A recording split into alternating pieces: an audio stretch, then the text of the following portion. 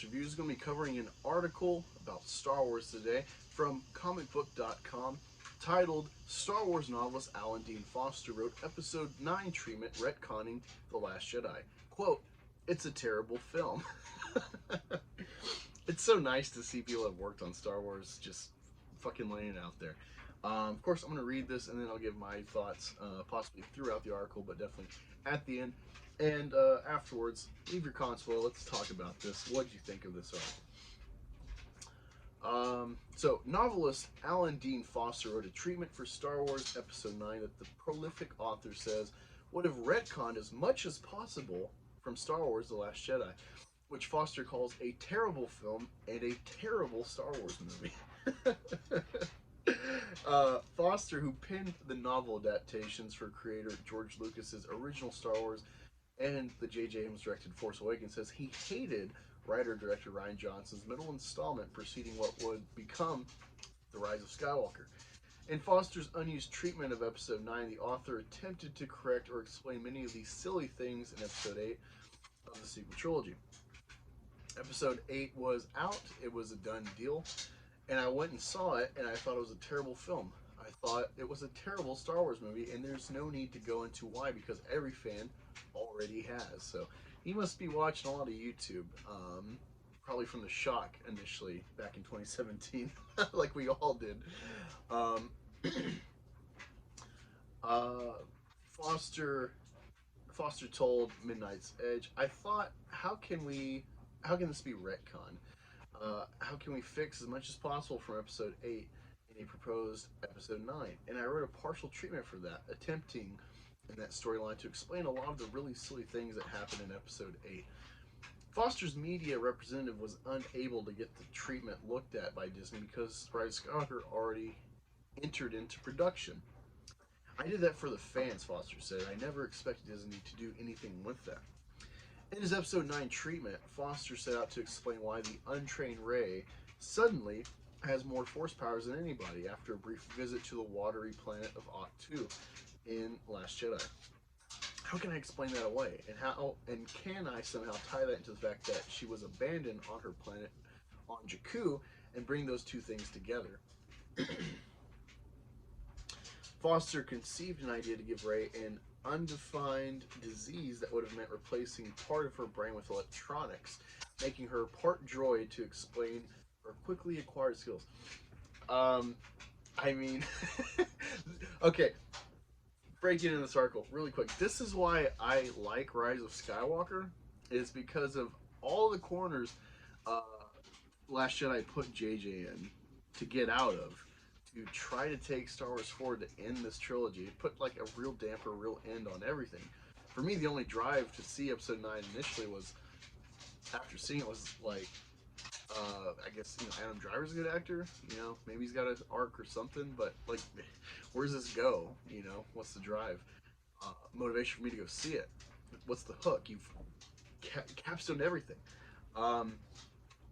So yeah, this idea of a disease having to make her essentially an android, it sounds really silly, but like, that's again why I can give a really big pass to Rise of Skywalker, because look at what Johnson did to Star Wars. But I don't really feel sorry for JJ, because he at one time said, I wish I directed this movie. The script is so great. He's clearly talking about both sides of his mouth in his career with Star Wars around 8 and 9. But yeah, if any of y'all in Star Wars fandom hear this, I think this would have been so much better. Don't fucking talk about midichlorians like it's stupid. I won't hear it. People cry, what, 21, going on 22 years later after the Menace, Phantom Menace, about midichlorians, which was science-inspired mitochondria. They never let that go. And I'm sure some people are like, man, they're gonna like seal clap. Yes, Foster would have saved Star Wars. This would have been just as bad. It's just, I feel for the guy being a fan on top of being a writer for Star Wars. That gives her the ability to learn remarkably quickly and also enhances her existing force powers. And that's how she can throw boulders around at the end of Episode 8. Also, it allows her to be instantly simpatico with other droids. Also, be really funny story element, as well as explaining why and how she's able to do these remarkable things. See, I don't know about that because I was talking with Ricky about this, and he's like, "Wait, so like C-3PO could use the Force?" And I'm like, "Well, no, it was just her cognition from the droids. Whatever." It's like you open these can of worms with this kind of this line of thought with what Foster was doing. This is not a great fix, but it's just this is funny to me. Not in Foster's case, but just the fact that like what 8 did to Star Wars, that people were trying to make sense of this to go forward. So like that's why Episode 9 is like monumental to me, in like a creative standpoint, trying to like fix a storyline that's like canon. It's already set in stone. This is why. This is a perfect example of like, well, you can't be so hard on Rise of Skywalker. You got to think what came before.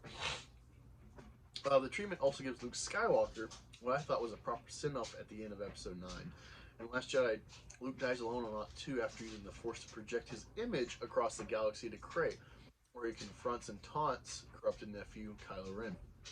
At the end of it, there's a big battle on Coruscant with the Emperor's clones. I also managed to provide proper motivation for the character that they forced Boyega to fall in love with. I'm still talking about Rose. I give her something proper to do that justifies her character. Foster said of Rose, the Resistance maintenance worker, introduced in The Last Jedi. At the end of the film, Luke is dying under a tree, and Rey comes out, and Luke's last words are Aunt Beru, which brings the whole thing full circle. Sorry, Foster, I don't buy that. Like, that would never... Yeah, okay, that's his aunt from Episode 4, but, like, that doesn't tie the series up at all. It doesn't sound impactful. But he quickly, right here, kind of brings it. He's like, I don't know. I tried anyway. I tried. He just kind of throws his hands up, like, Star Wars is fucked. You know, the sequel trilogy. Asked how he feels towards the sequel trilogy, Foster says, I liked Episode 7 very much. I thought it set up a lot of really neat things that were never addressed in Episode 8. I hated Episode 8, and I thought Episode 9 was good. Not great, but good. See, this is an author from Star Wars. I think he did Spin on the Mind's Eye, which is the first, supposed to be the sequel. So he's got some credence with like Star Wars knowledge in my book.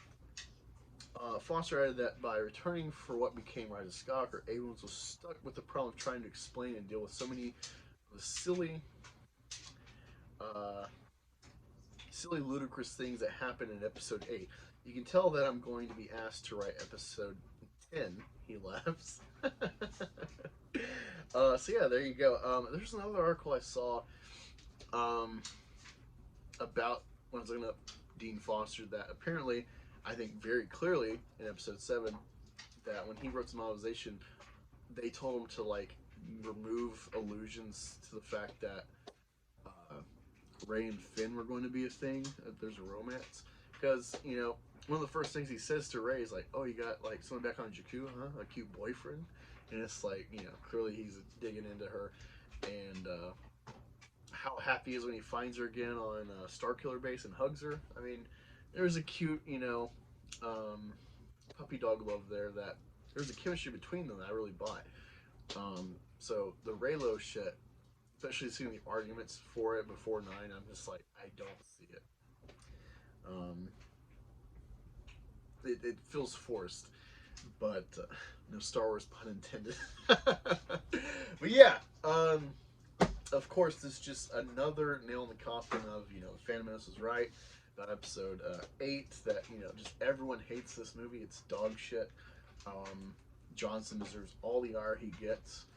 And I think it solidifies my argument that, like, hey, you can not like it, but you gotta give creatively Rise of Skywalker a big pass, and learn from it. Creators can learn from that movie with, like, canon and saga and whatnot, of, like, what one film can do if you don't have the escape hatch of time travel, or, still time travel, reversing time like Superman or Flash, any of that stuff. You don't have that workaround. Apparently, even the world between world thing isn't really a workaround, which is just silly because it's still time travel. I don't know. Throw my hands up like Foster. But yeah, again, thanks for joining. Leave a comment, like, share, subscribe, all that good stuff. Let's discuss your thoughts about what he alluded to for his treatment in episode 9. And yeah, let's just have fun talking about Star Wars. See you around.